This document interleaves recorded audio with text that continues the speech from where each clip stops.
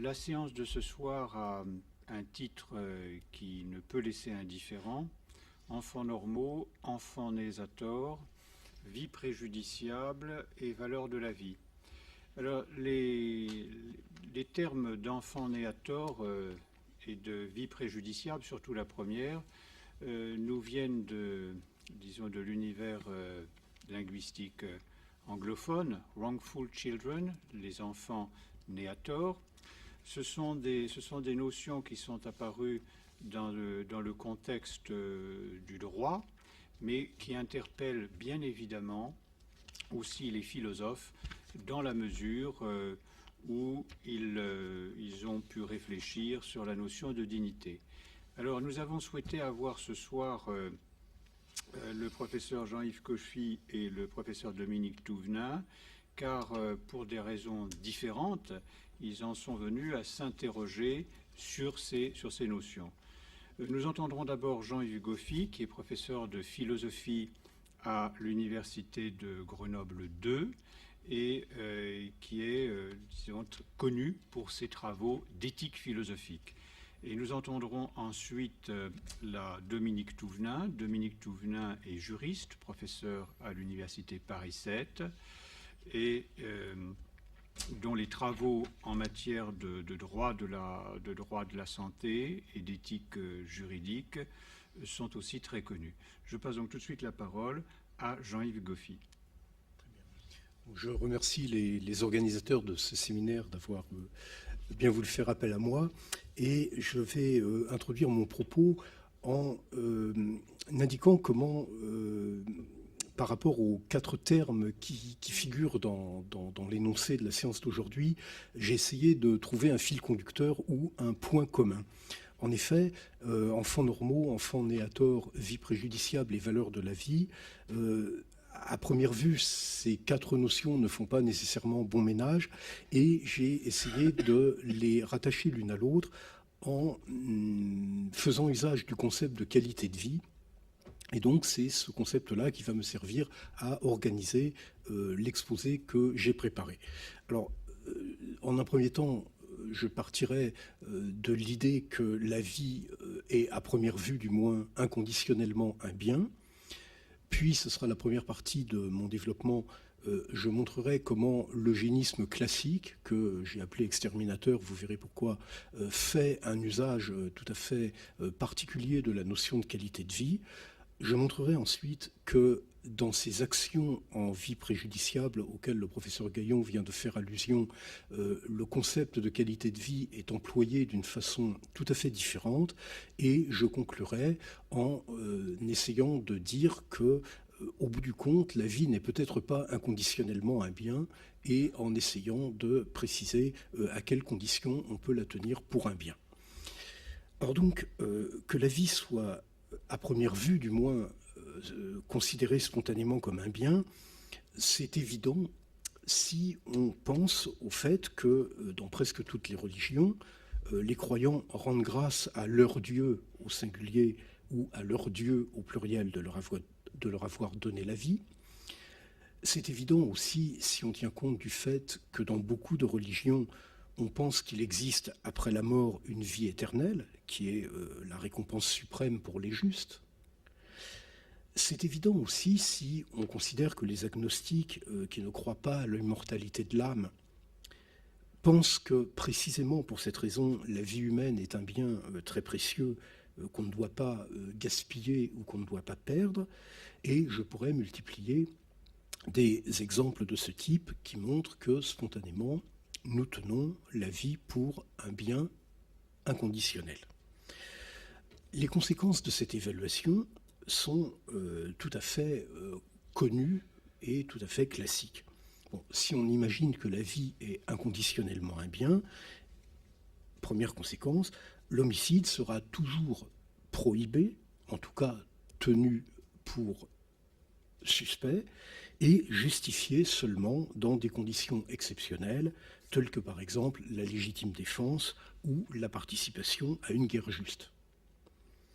Si on admet que la vie est inconditionnellement un bien, deuxième conséquence, la protection de cette vie est automatique et spécialement quand elle est dans des états de plus grande vulnérabilité, comme par exemple la petite enfance, la maladie, la vieillesse, etc.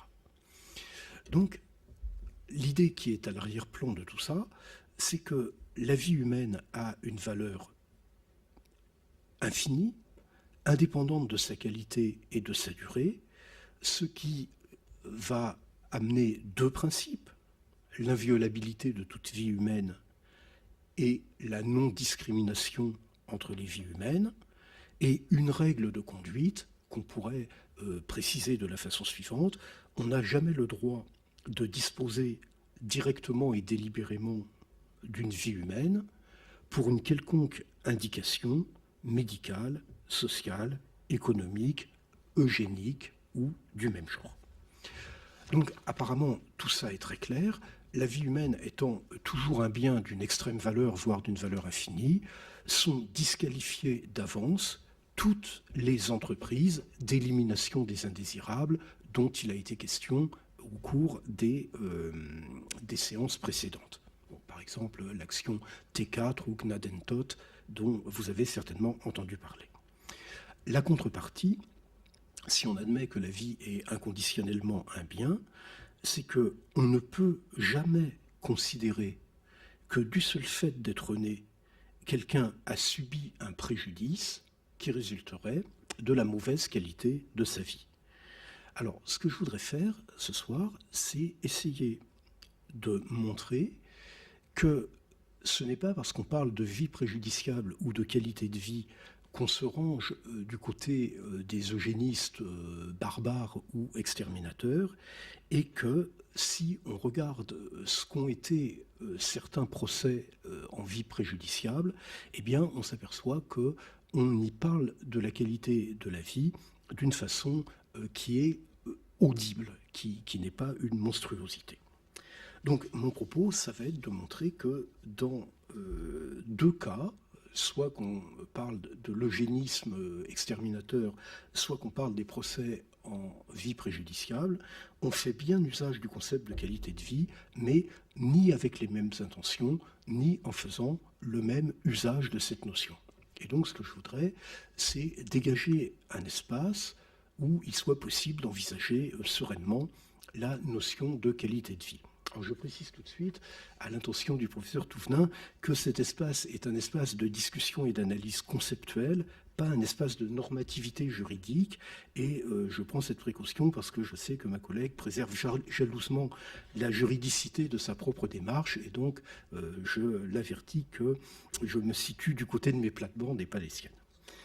Bien, alors donc premier point, je voudrais essayer de montrer quelle est la logique, entre guillemets, des pratiques eugéniques classiques, et pour ce faire, je vais écarter d'emblée l'eugénisme raciste et exterminateur type Troisième Reich et inventer une espèce d'argumentation qui prétendrait légitimer non pas l'élimination de certains individus, mais la stérilisation involontaire de porteurs de gènes pathogènes qui risqueraient de transmettre à leur descendance certaines maladies héréditaires, tout en étant eux-mêmes préservés.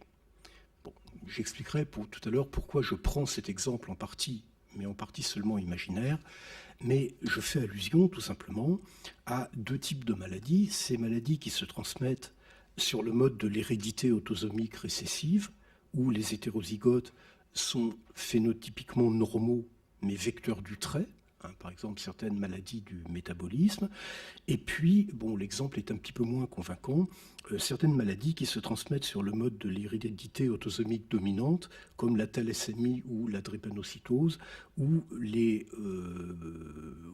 porteurs du trait pathogène ne sont que très légèrement atteints, et c'est leur descendance qui a des chances d'avoir des formes gravissimes de la maladie. Bon, donc, on va imaginer des autorités sanitaires qui tenteraient de justifier la stérilisation involontaire, c'est-à-dire sans leur consentement, de porteurs de certains traits capables de transmettre des maladies génétiques à leur descendance. Alors avant de présenter cet argument, je voudrais faire 4 remarques. La première, c'est que ce type de pratique, c'est-à-dire stérilisation involontaire, a eu lieu dans des pays qu'on considère comme démocratiques, dans la première moitié du XXe siècle, et en particulier dans certains pays scandinaves. La deuxième remarque, c'est que dans l'exemple que j'imagine, la stérilisation en question n'entraîne la mort d'aucun être humain vivant au moment où elle est mise en œuvre. Alors qu'est-ce que je veux dire par là?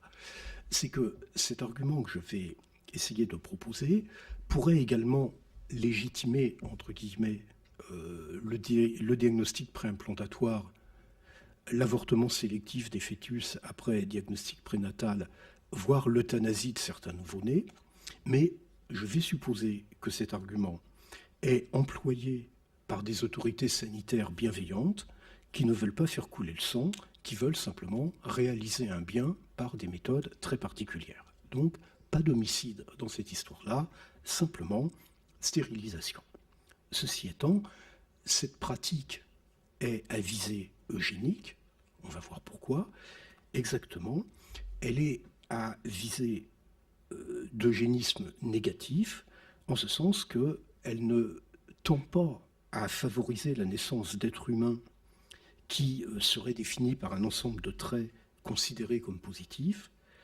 Elle cherche simplement à empêcher la naissance d'êtres humains porteurs de traits considérés comme négatifs. Bien. Alors maintenant, ces précautions étant prises, quel va être l'argument que je propose pour essayer de faire apparaître ce qui est, me semble-t-il, la logique, entre guillemets, disons la cohérence de l'eugénisme. Alors, première prémisse, premier présupposé, ne pas nuire aux autres est un principe minimal et avéré de l'éthique. Donc, on admet que ne pas nuire aux autres, c'est un principe minimal de l'éthique.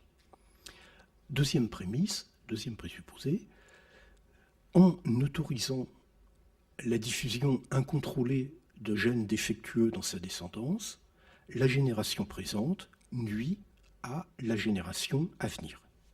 Pourquoi? Eh bien, par exemple, parce qu'elle multiplie les risques de dommages individuels, transmission de maladies héréditaires, et puis elle multiplie également les charges qu'il faudra assumer collectivement pour la prise en charge de ces malades, etc. Alors, sur la base de ces deux présupposés, quelle pourrait être la conclusion?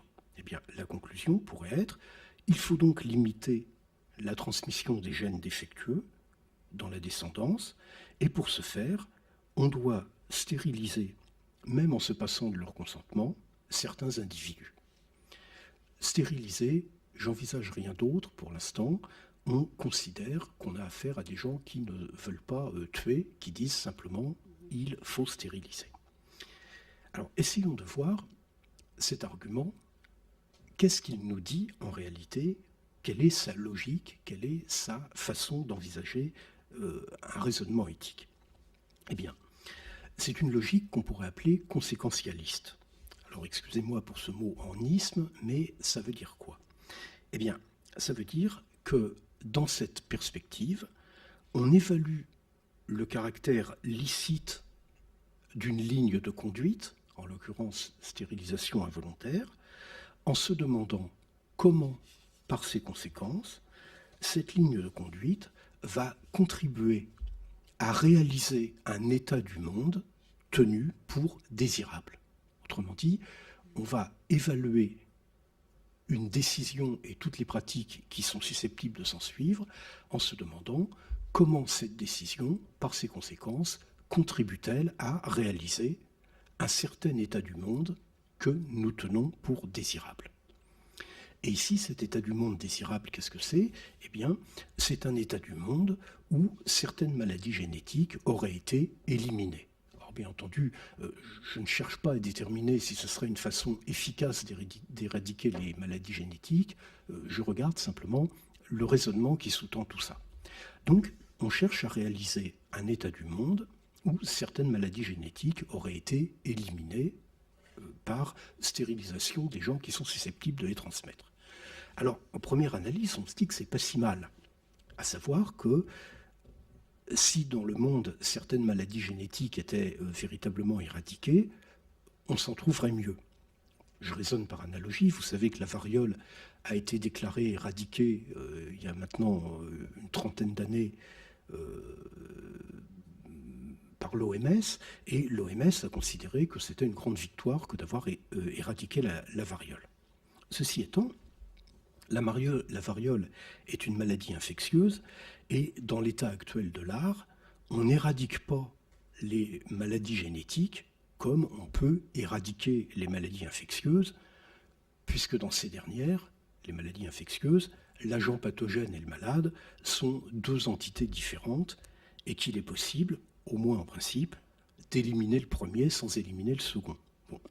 Ici, dans l'exemple hypothétique que je développe, on ne peut pas éliminer le gène délétère sans s'en prendre d'une façon ou d'une autre à son porteur, et les autorités sanitaires imaginaires dont je vous parle, comme on les a supposées bienveillantes, elles ne vont pas éliminer physiquement les porteurs, mais les éliminer simplement, bon gré ou mal gré, de la course à la reproduction, ou, pour parler un langage plus romantique, les éliminer des joies de la parentalité.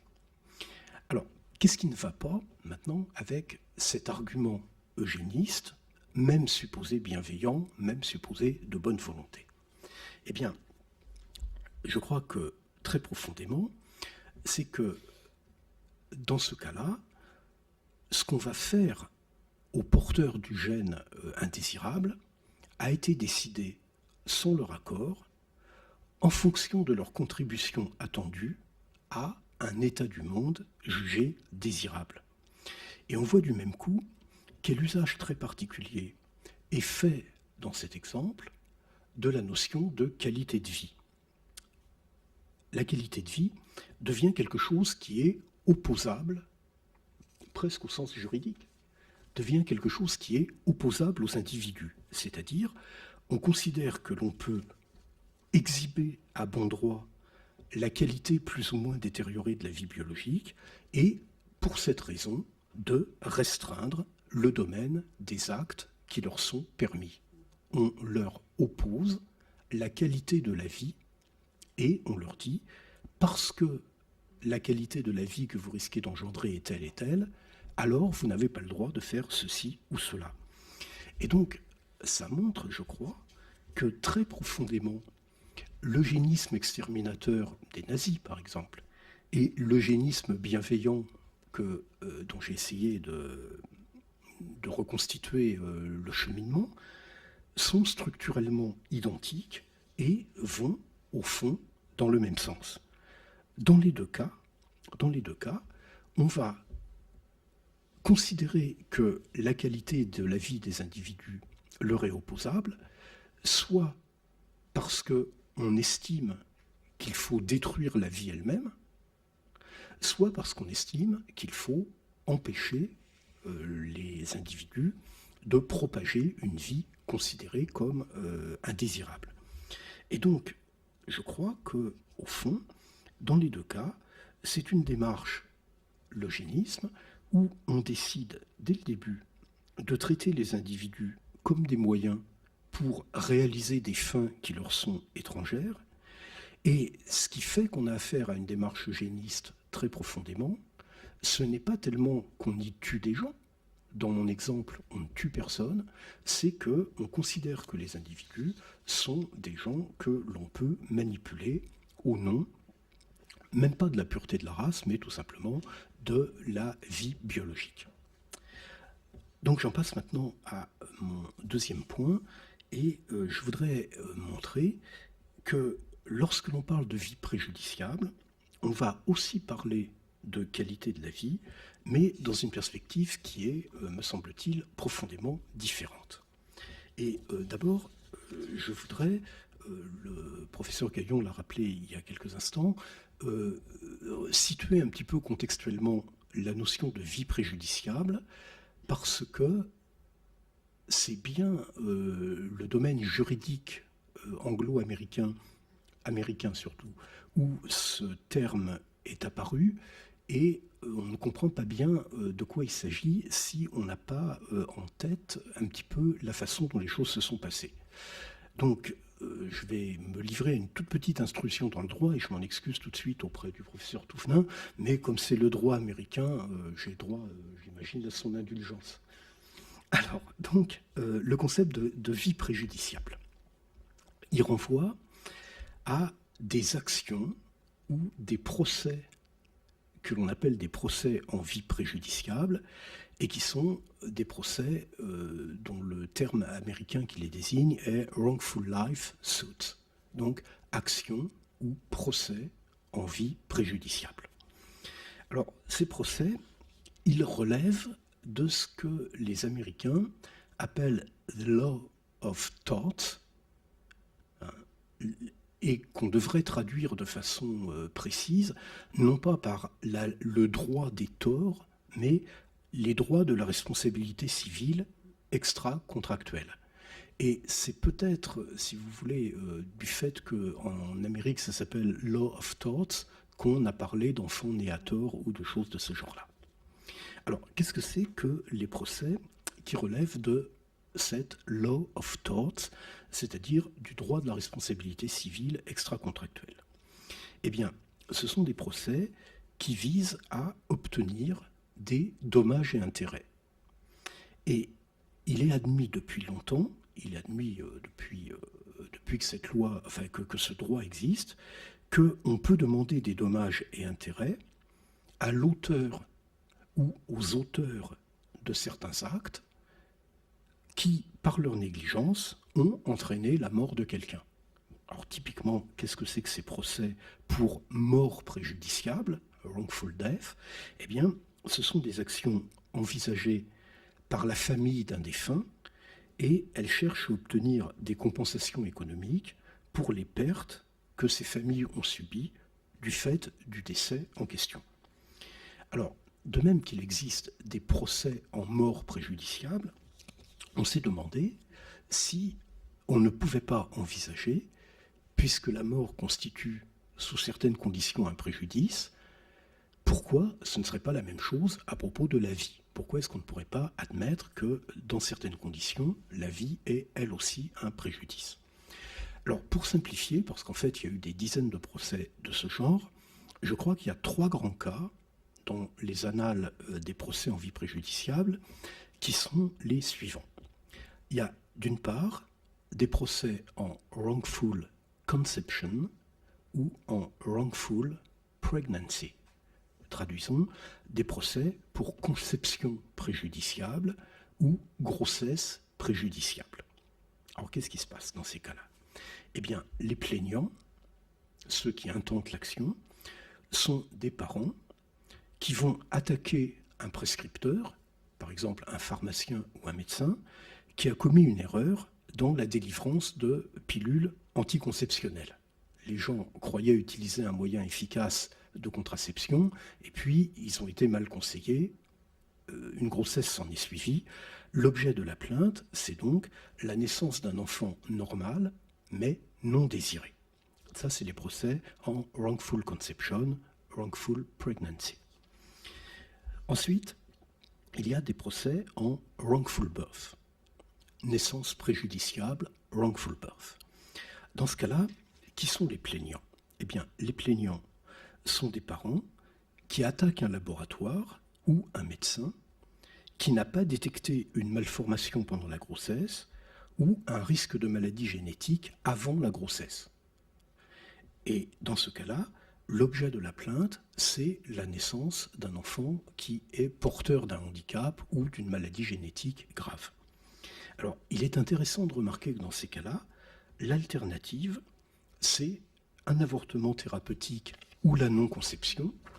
Avortement thérapeutique si l'anomalie avait été détectée pendant la grossesse, ou non-conception si le risque avait été révélé avant la grossesse. Donc ça, c'est ce qu'on appelle les procès en wrongful birth. Alors ensuite, il y a les procès en wrongful life à proprement parler. Wrongful life, je traduis mot à mot, vie préjudiciable. Alors, quel est le contexte? Eh bien, il est exactement le même, exactement, que dans le cas précédent, avec la différence que le plaignant, ce n'est plus les parents, mais c'est l'enfant lui-même. Alors bien évidemment, comme c'est des nourrissons, quelquefois dans certains types de maladies, des enfants destinés à mourir en 2 ou 3 ans, c'est pas lui, l'enfant, qui déclenche l'action, mais les parents qui l'intentent en son nom. Ceci étant, le motif de la plainte n'est pas le même. Dans le cas de wrongful birth, les parents se plaignent d'une naissance préjudiciable. Dans le cas des procès en wrongful life, l'enfant se plaint de sa propre vie qui lui est un préjudice. Alors maintenant, je voudrais examiner un des nombreux problèmes soulevés par ce type de procès, je veux dire les procès en wrongful birth et en wrongful life. Je n'ai pas du tout la prétention de faire le tour de tous les problèmes soulevés. Il y en a très compliqués qui intéressent les juristes et les philosophes aussi bien.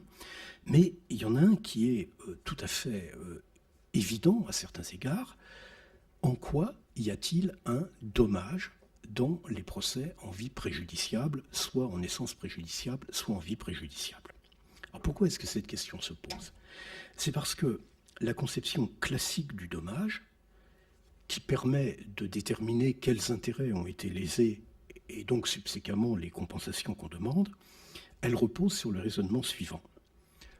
Quelqu'un a subi un dommage, on compare la situation de ce quelqu'un si le dommage ne lui avait pas été infligé, puis la situation de ce quelqu'un une fois que le dommage lui a été infligé, on compare les deux situations et sur la base de cette situation, on détermine le dommage et donc les compensations éventuelles. Alors le problème avec les procès en vie préjudiciable ou en naissance préjudiciable, le problème c'est qu'il manque quelque chose. Et ce qui manque, c'est l'élément de comparaison. En effet, l'alternative est la suivante, ou bien X, l'enfant né à tort, entre guillemets, naît handicapé, ou bien il ne naît pas du tout, puisque si son handicap futur avait été décelé, soit il y aurait eu un avortement, soit il n'aurait pas été conçu. Et donc, pour une conception événementielle du dommage, à savoir le dommage c'est un événement qui fait reculer les intérêts de quelqu'un, ça pose un véritable problème. On ne peut pas comparer l'état non handicapé de cet enfant et son état handicapé, puisque par définition, si le handicap futur avait été décelé, il ne serait pas né du tout. Alors, la solution de bon sens, dans ce cas-là, c'est de comparer la situation de cet enfant, non pas à celle qui aurait pu être la sienne, mais à celle qui devrait être celle de tout enfant. Autrement dit, on dit un enfant normal devant être tel et tel, par conséquent, son dommage est mesuré par référence à ça. Alors évidemment, ce qui, dans cette démarche, choque énormément les gens, c'est qu'on introduit très évidemment un élément non seulement de normativité, mais de normalité. On compare une vie endommagée et une vie tenue pour normale. Mais à ce moment-là, quand même si on en vient à dire que la qualité de l'enfant qui vient de naître est tellement médiocre qu'elle constitue pour lui un dommage ou qu'elle lui cause, aussi longtemps qu'elle dure, un préjudice, on voit quand même, malgré tout, que la notion de qualité de vie n'est plus employée comme si elle faisait partie d'un dispositif opposable à ses intérêts, puisque, bien au contraire, elle est employée dans une perspective qui est celle de la compensation. On ne lui oppose plus la qualité de sa vie pour le faire disparaître, mais on se dit, dans le calcul qui permet de déterminer autant que possible jusqu'à quel point ses intérêts ont été lésés, on va faire intervenir la notion de qualité de vie. Et donc, ce que je voulais montrer, c'était simplement ceci, à savoir que le concept de qualité de vie est, en principe, me semble-t-il, détachable détachable des pratiques de l'eugénisme. Il me semble que dans les procès en vie préjudiciable, on parle de qualité de vie, mais dans une perspective qui n'est pas celle de l'élimination ou de l'eugénisme. Je conclus maintenant, puisque j'avais une demi-heure, c'est ça? Je conclus. Ce que je viens d'essayer de montrer, c'est que des intérêts peuvent être, si je puis employer cette expression, constitutivement lésés du fait de la mauvaise qualité de la vie de celui qui en est, si je puis employer cette expression, le support. Alors, la conséquence évidente de ceci, c'est que, contrairement à la sagesse commune ou aux sagesses religieuses que j'avais évoquées dès le début, la vie n'est pas inconditionnellement un bien. Si on admet qu'elle peut être, dans certains cas, un préjudice, ça veut dire qu'elle n'est pas inconditionnellement un bien. Et si elle n'est que conditionnellement un bien, est-ce qu'il y a un principe qui permette d'y voir clair? Alors, c'est quelque chose que je suggère simplement, qui n'est pas mon dernier mot sur la question, c'est simplement une suggestion.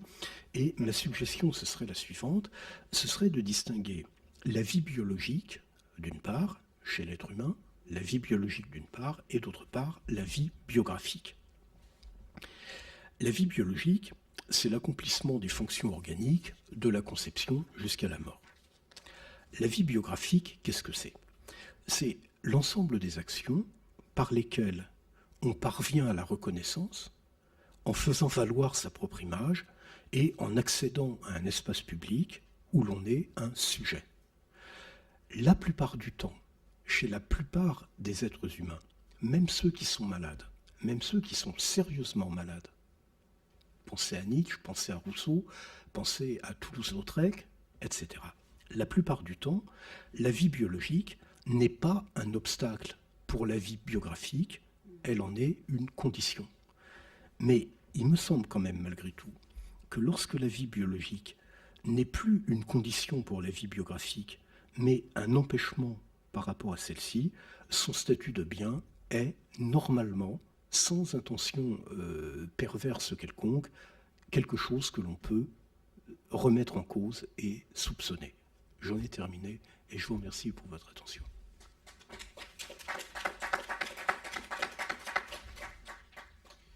Merci beaucoup Jean-Yves Goffy. La parole est maintenant à Dominique Touvenin. Merci beaucoup. Le débat qui nous réunit ce soir s'inscrit dans le cadre de l'eugénisme avec un questionnement central qui est, me semble-t-il, le suivant. Peut-on considérer qu'à côté des politiques d'eugénisme mises en place par les États et éradicatrices, des décisions individuelles d'évitement de naissances indésirables aient également un caractère eugéniste? En effet, l'implicite des choix est que des couples préfèrent mettre fin à la vie du fœtus lorsque il apparaît que l'enfant qui naîtrait serait si lourdement atteint qu'ils auraient à faire face à une situation de détresse pour laquelle ils ne se sentent pas aptes, à supporter. Une telle possibilité de choix implique de recourir à des critères qualitatifs de la vie, car le sous-entendu est qu'il paraît préférable de pouvoir mettre au monde un enfant, entre guillemets, normal. C'est donc par référence à cette normalité que vous venez de développer, Monsieur Goffy, qu'une appréciation pourra être envisagée sur le point de savoir s'il existe ou non des vies qui puissent être préjudiciables et pour qui. Et il va sans dire qu'on affronte là des questions intrinsèquement délicates. Et je dirais, et j'ajouterais que lorsque mon ami Jean Gaillon m'avait demandé de participer à ce débat, je m'étais dit, et je continue de le penser, que les termes retenus pour cette conférence étaient des termes piégeants, en ce sens qu'ils sont lourds de sens. Alors, précisément, puisque ça renvoie à la norme, j'ai essayé de réfléchir à quoi nous renvoyaient ces termes. L'enfant normal, effectivement, c'est qui sert de règle de référence. On parle d'un état normal, c'est-à-dire d'un état qui n'est affecté d'aucune pathologie. Et on utilise aussi ce terme pour désigner le type le plus fréquent par rapport à quelque chose qui serait dépourvu de tout caractère exceptionnel. Et c'est du reste en ce sens que l'entendait Durkheim dans ses règles de la méthode sociologique, sur la régularité, le caractère le plus fréquent. Né à tort, curieuse formule, de manière erronée, en se trompant, mais qui se trompe? De manière indue, injustement, Mais le tort, c'est aussi la faute, le défaut. Et tort, en anglais, c'est le préjudice.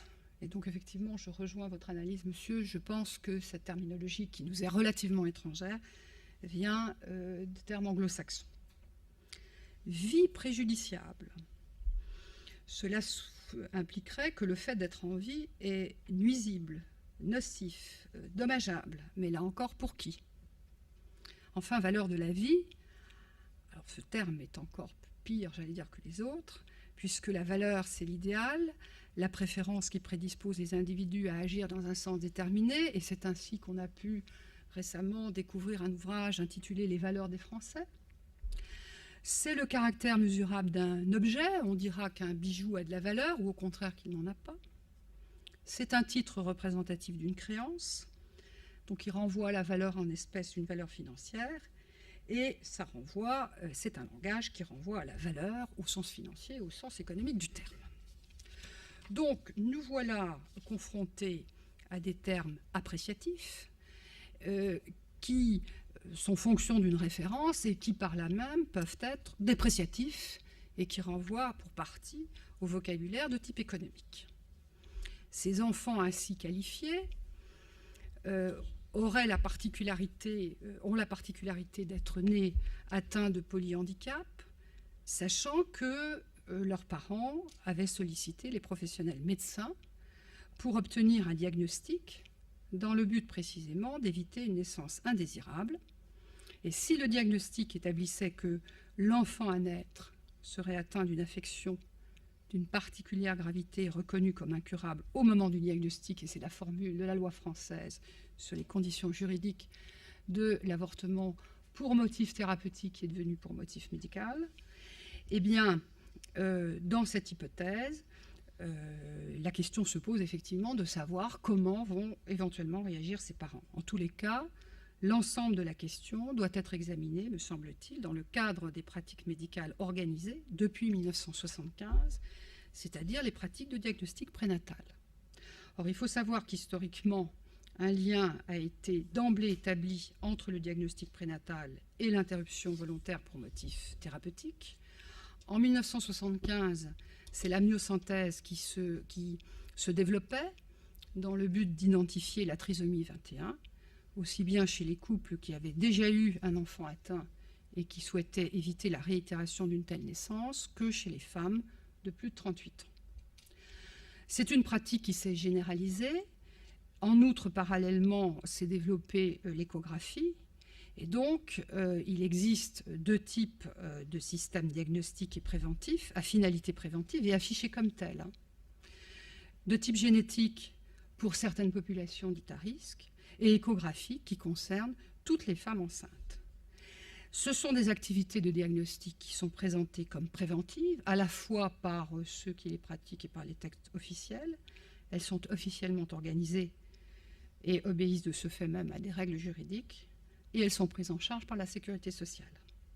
Il s'agit donc d'activités médicales qui sont des activités légitimes, et les personnes qui recourent, du moins une partie d'entre elles, le font en toute connaissance de cause, dans le but d'éviter la naissance d'un enfant indésirable. Par voie de conséquence, lorsque une erreur de diagnostic est réalisée, c'est-à-dire que le fœtus est présenté comme non affecté de pathologie grave et incurable, alors que précisément le couple a eu recours au médecin pour connaître l'état du fœtus, si l'enfant est gravement atteint, ils peuvent entamer une procédure, une demande devant la justice, une action en dommages-intérêts, pour demander réparation du préjudice subi. C'est donc dans le cadre des actions en responsabilité médicale que cette question a été posée. Et mon propos n'est absolument pas de reprendre le contexte de ce qui est connu sous le nom d'affaire Perruche, mais de reprendre un certain nombre de points qui rétrospectivement m'ont paru importants, compte tenu des questions qui sont débattues, à savoir, d'une part, quelle est la nature de la demande, ce sont des actions en responsabilité, quel est l'objet de la demande, c'est la réparation du préjudice, et là il y a un point central qui, dans notre pays, a été fort mal analysé, fort mal examiné, qui est la confusion constante entre le dommage et le préjudice, qui sont deux notions différentes, et Troisième point, compte tenu des vives contestations de l'arrêt Perruche et des autres arrêts qui ont suivi, il m'a paru important d'évoquer la question de l'opposition entre l'indemnisation et la compensation et de vous rendre compte du débat qui a eu lieu et des concepts qui sont derrière. Parce que, bien évidemment, au travers de ces actions de responsabilité, ce qui a été effectivement discuté, enfin, les décisions ont été discutées comme liées à des conceptions qualitatives que l'on peut avoir sur la vie, et M. Goffy, vous venez amplement de le développer. En revanche, il y a, je peux vous le dire d'emblée, une différence tout à fait notable entre les systèmes américains, puisque ce sont essentiellement des actions américaines, et les nôtres, c'est que l'action en responsabilité s'inscrit dans le cadre de ce que les Américains et les Anglais appellent medical negligence, et effectivement, ils utilisent le terme de wrongful death for life, alors que vous ne trouverez absolument pas cette terminologie à aucun moment dans aucune des décisions rendues par les juridictions françaises. Je vous lirai à un moment donné un passage de l'arrêt, mais c'est bien entendu cette question qui, je dirais, moralement, philosophiquement, politiquement, économiquement, a été discutée. Donc, premier point, la nature de la demande, une action en responsabilité. Alors, en quoi est-ce que ce cadre, enfin, quelles sont les conséquences de ce recours à ce cadre et en quoi elles méritent discussion. Donc, on a affaire à un couple, et pour l'instant, je raisonne par rapport au couple, qui demande réparation du préjudice engendré par le préjudice du fait d'une activité médicale défectueuse. Ils ont fait appel aux compétences du médecin pour que ces derniers réalisent un diagnostic, soit de nature biologique, soit de l'état de l'enfant au travers de l'échographie, sur lequel ils entendent s'appuyer afin de prendre une décision en connaissance de cause, c'est-à-dire éventuellement demander une interruption volontaire de grossesse dans l'hypothèse où les conditions en sont réunies. Parce que là, effectivement, il n'est pas possible d'obtenir une interruption pour motif médical si les conditions que j'ai lues il y a un instant ne sont pas réunies. Or, les actions en responsabilité sont des demandes faites par les victimes d'accidents. Et l'accident se définit comme un événement imprévisible, généralement avec des conséquences malheureuses dues à un comportement. C'est la vieille conception qui est issue de la Révolution française et que traduit l'article 1382 du Code civil. Tout fait quelconque de l'homme oblige celui par la faute duquel il est arrivé à le réparer. Avec une petite précision d'ordre technique dans laquelle je ne rentrerai pas parce que je n'ai pas le projet de faire une analyse juridique extrêmement développée, c'est qu'il se trouve que le cadre français de la responsabilité médicale lorsqu'il s'agit d'une activité privée est de nature contractuelle et non pas délictuelle, comme l'a évoqué le professeur Goffy à propos des actions en medical negligence aux États-Unis, et que s'il s'agit d'un hôpital public, c'est-à-dire si le diagnostic a été réalisé à l'hôpital public, là, c'est une action de responsabilité administrative avec les règles particulières que vous connaissez sans doute. En tous les cas, c'est une règle dont la fonction, et elle a toujours été présentée comme ça par les rédacteurs du Code civil, est de fixer une dette de réparation contre l'auteur du fait dommageable. Mais dans nos sociétés contemporaines industrialisées, les dommages qui surviennent ne sont pas tant le fait de comportement que d'activité. Et là, la question s'inscrit dans le cadre de l'activité médicale. Or, qu'est-ce qui se joue dans les actions en responsabilité en cas d'accident? Eh bien, une question centrale, qui est souvent perdue de vue, qui est la répartition des conséquences dommageables entre la victime, l'auteur du dommage et la collectivité.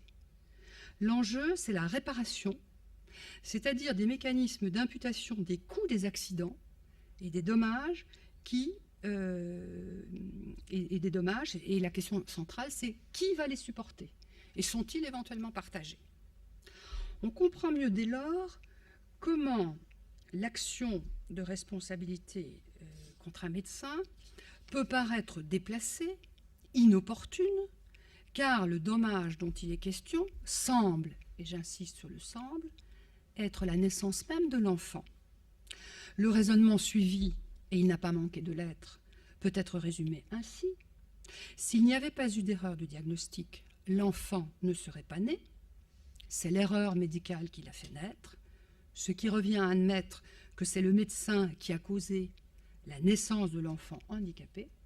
Aussi le dommage est-il la naissance elle-même. Je présente le raisonnement. Puisque cet enfant est en mauvais état, et je mets ça entre guillemets bien entendu, on demande réparation de cette situation et au fond, on se représente ainsi l'enfant comme la personne accidentée à qui l'accident cause des pertes irréparables telles qu'une jambe sectionnée, une paraplégie. Et le dommage, apparaîtra comme un enfant de mauvaise qualité. Et ici, je n'ai pas discuté le point de savoir si l'enfant lui-même pouvait être titulaire d'une action. Et je n'ai raisonné que par rapport au dommage, donc à la lésion, et non pas par rapport au préjudice. Et je vais aborder maintenant cette question, qui sera donc le deuxième point de mon développement. L'objet de la demande, c'est la réparation du préjudice.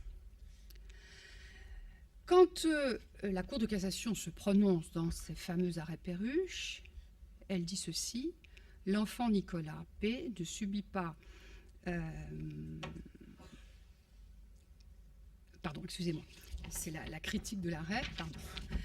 Dès lors, les fautes commises par le médecin et le laboratoire dans l'exécution des contrats formés avec Madame P avaient empêché celle-ci d'exercer son choix d'interrompre sa grossesse afin d'éviter la naissance d'un enfant atteint d'un handicap.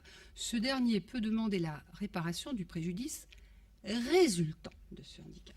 Et la formule préjudice résultant du handicap est importante. Tout d'abord, il y a eu, me semble-t-il, dans ces débats, une confusion entre le dommage et le préjudice, confusion assez classique, mais qui, dans ce cas, a contribué à obscurcir encore un peu plus un débat déjà en soi difficile. Le dommage, c'est la lésion subie. Par exemple, c'est l'atteinte à l'intégrité physique, c'est la perte d'un bien. Le préjudice, c'est la conséquence de la lésion. C'est donc l'effet, la suite du dommage. Ainsi, un accident de la circulation qui cause la perte d'une jambe, c'est-à-dire une lésion, engendrera un préjudice patrimonial sous forme, entre autres, de frais d'hospitalisation, de frais médicaux, de perte de salaire, ainsi qu'un préjudice extra-patrimonial qui sont des souffrances morales, la diminution du bien-être. Le dommage est donc un fait, c'est une atteinte à l'intégrité d'une chose, d'une personne, d'une activité objectivement perceptible. Le préjudice est une notion seconde, se définissant comme les différentes conséquences découlant du dommage. Or, les deux notions sont souvent confondues.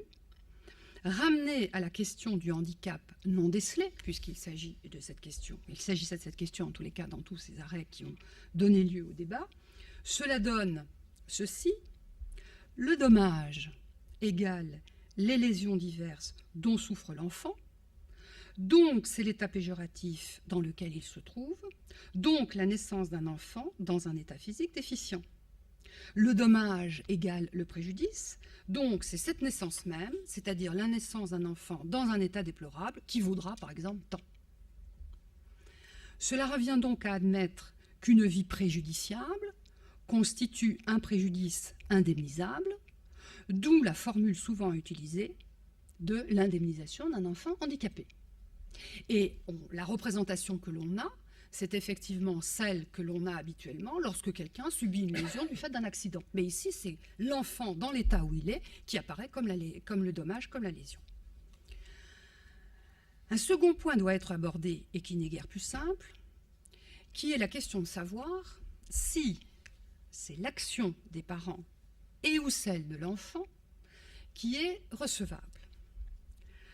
S'agissant du handicap non décelé, le préjudice, dans ce cas, n'est pas une atteinte à l'intégrité, mais une question de charge accrue liée au handicap de l'enfant. La question se pose donc par rapport au coût de l'éducation d'un enfant, de son entretien, et c'est ce point particulier qui a été en France l'objet d'un cafouillage incroyable. Si l'on opère des comparaisons entre les décisions françaises et celles rendues aux États-Unis, on observe des différences importantes. C'est le même cadre juridique, c'est-à-dire le medical negligence. En revanche, il existe une différence essentielle entre les actions qui portent sur le wrongful birth et celles qui portent sur le wrongful life, pour les raisons suivantes, qui tiennent à une particularité du système américain et à la nôtre, et ce sont des différences que je vais vous indiquer dans un instant. Ainsi, dans son arrêt Procanic contre Silo, rendu en 1984, la Cour suprême du New Jersey a admis l'action en réparation intentée par l'enfant, mais en prenant la précaution d'insister sur le fait que les futures cours qui suivraient leur décision devraient s'assurer de ne pas allouer une double réparation. Et pourquoi a-t-elle admis cette solution? Eh bien, c'est parce qu'aux États-Unis, premièrement, le système de sécurité sociale est soit inexistant, soit faible, et deuxièmement, c'est une particularité qui nous différencie. Centralement, l'obligation d'entretien s'arrête à la majorité de l'enfant. Or, tel n'est pas le cas en France, ce n'est pas le cas également en Allemagne. En Allemagne, les solutions sont identiques. Et il faut donc, pour comprendre les questions relatives au préjudice, combiner à la fois le droit de la responsabilité et le droit de la famille pour porter une appréciation correcte de la consistance du préjudice. Nous avons dans le Code civil un article 203 qui, depuis qu'existe le Code civil, c'est-à-dire 804, n'a jamais vu son énoncé modifié. Je vous le cite, « Les époux contractent ensemble, par le seul fait du mariage, l'obligation de nourrir, entretenir et élever leurs enfants. » Je vous rassure, l'application de règles identiques a été étendue aux enfants naturels, mais la règle initiale, effectivement, est liée au mariage. Je n'ai pas besoin de vous expliquer pourquoi. Nous étions en 1804. Cette obligation couvre la satisfaction des besoins essentiels de l'enfant, la nourriture, les vêtements, le logement, les frais de scolarité et les frais médicaux.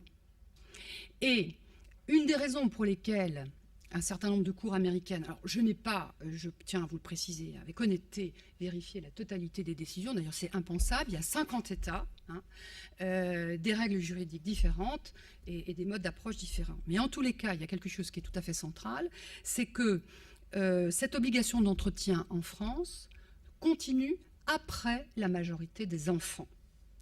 Et il y a d'ailleurs toute une série de décisions qui admettent, et il y a des actions des enfants contre les parents, et ça c'est un point qui est tout à fait important. Et une des raisons pour lesquelles les cours suprêmes américaines ont admis l'action en wrongful life, c'est précisément parce que cette obligation d'entretien s'arrête avec la majorité de l'enfant. Et un de mes collègues anglais, qui est un comparatiste éminent, qui est le professeur Mark Inensis, qui est en poste en Grande-Bretagne, a fait un commentaire tout à fait passionnant de l'arrêt Perruche, en disant notamment je suis comparatiste, je connais bien les deux systèmes, et il me paraît judicieux de ramener les solutions juridiques en tenant compte des systèmes eux-mêmes, et il insiste énormément sur ces deux aspects, c'est-à-dire l'absence de sécurité sociale, au sens où nous on l'entend, et si vous voulez me poser des questions après, je le ferai volontiers, et il n'y a pas non plus la perpétuation de l'obligation d'entretien au-delà de la majorité. Donc, je reviens à cette question du préjudice. Et bien, pour le calculer, pour en avoir une idée, il faut prendre en considération le coût habituel de l'enfant.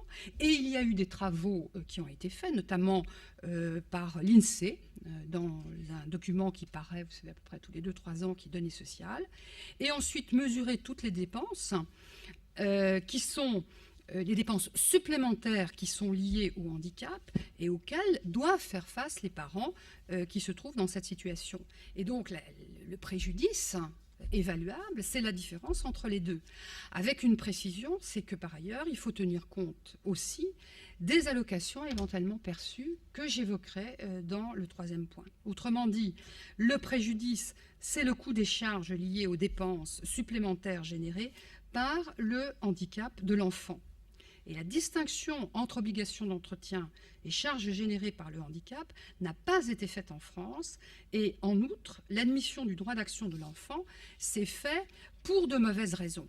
Elle s'est faite pour de mauvaises raisons parce que lorsque on analyse les propositions que fait notamment M. Sargos pour défendre l'idée d'un droit d'action directe, il explique que si les parents sont les seuls à être titulaires d'un droit à demander réparation du préjudice lié au handicap, eh bien, le risque, dit-il, c'est que, je le cite, l'inconvénient est celui d'un risque de dilapidation, en particulier si le couple se disloque ou abandonne l'enfant, ce qui est malheureusement assez fréquent.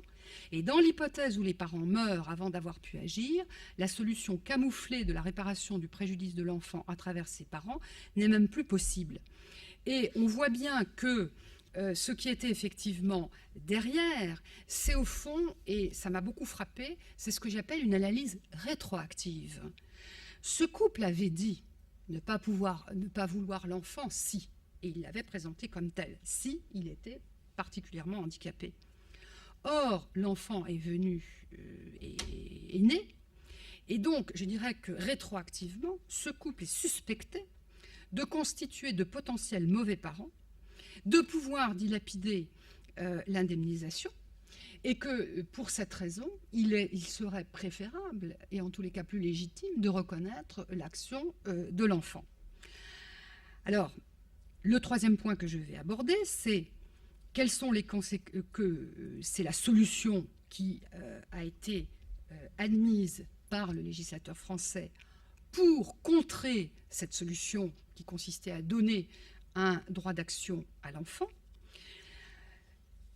Le troisième volet donc portera sur les conséquences du handicap qui ne doivent pas être indemnisées, mais compensées. Alors que s'est-il passé? La polémique enflant plusieurs propositions de loi dites anti-Perruche ont été présentées, et en définitive, c'est celle proposée par Jean-François Mattei, qui est maintenant l'actuel ministre de la Santé, qui a été retenue. Mais il faut savoir que le gouvernement de l'époque, qui était le gouvernement de M. Jospin, a admis la présentation de la proposition de loi, mais refusé le vote et admis seulement une discussion. Et il s'est engagé en revanche à proposer un amendement et qui s'est terminé de façon un peu problématique. Je ne rentrerai pas dans le détail, même si ce serait intéressant, mais je n'en ai pas le temps. En tous les cas, le texte actuellement en vigueur s'intitule « Solidarité envers les personnes handicapées » et les termes utilisés doivent être pris au sérieux parce que là aussi, il renvoie à un certain nombre de concepts. Il y a donc d'une part la solidarité et il y a d'autre part l'idée de compensation. Or, ce nouveau concept est hérité d'une autre loi dont je vous parlerai dans un instant. Quand on analyse les travaux parlementaires, l'argumentaire développé est le suivant. C'est parce que les prestations de la sécurité sociale sont insuffisantes que certains couples essaient d'obtenir des dédommagements supérieurs afin de faire face aux dépenses réelles générées par la situation de leur enfant. Il y a donc une discrimination créée entre personnes handicapées, certains pouvant être indemnisés et d'autres qui ne peuvent s'adresser à aucun responsable, ne le sont pas. Ce sera notamment l'argument développé par l'Association contre la handiphobie et l'argument repris également dans l'avis du Comité national consultatif d'éthique. Donc, premièrement, on doit affirmer le principe de solidarité de la collectivité nationale pour toute personne handicapée, et cette égalité passe par l'idée que quel que soit le handicap, son origine est toujours la gestation, donc quelque part la nature, et que dans ces conditions, peu importe le rôle éventuel des médecins. Sauf une petite exception que j'y introduirai dans un instant. Donc tous les parents sont traités de la même façon, et les enfants aussi, avec une idée sous-jacente qui était qu'au fond, il y a des parents courageux qui font face, tandis qu'il y en a de moins courageux qui se retrouvent dans une situation qu'ils n'auraient pas voulu, eh bien ils doivent, comme les autres, se retrouver dans la même situation. Mais, question, qu'est-ce que la solidarité? Et alors là, on peut dire que les débats auront été calamiteux. Pourquoi?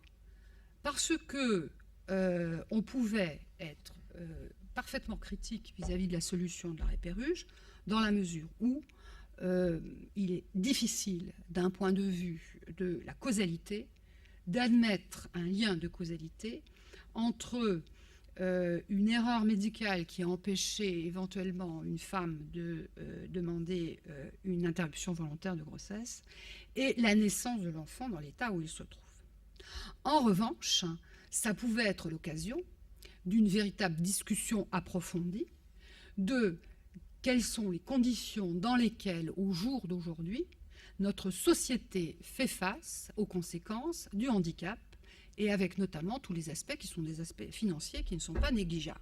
On a beaucoup utilisé le concept de la solidarité, mais on ne peut pas dire qu'on lui ait donné une vie tout à fait, un contenu tout à fait remarquable. En revanche, il y avait parallèlement toute une série de travaux qui étaient menés notamment par le ministère qu'occupait Ségolène Royal, et qui ont fini par aboutir à toute une série de rapports.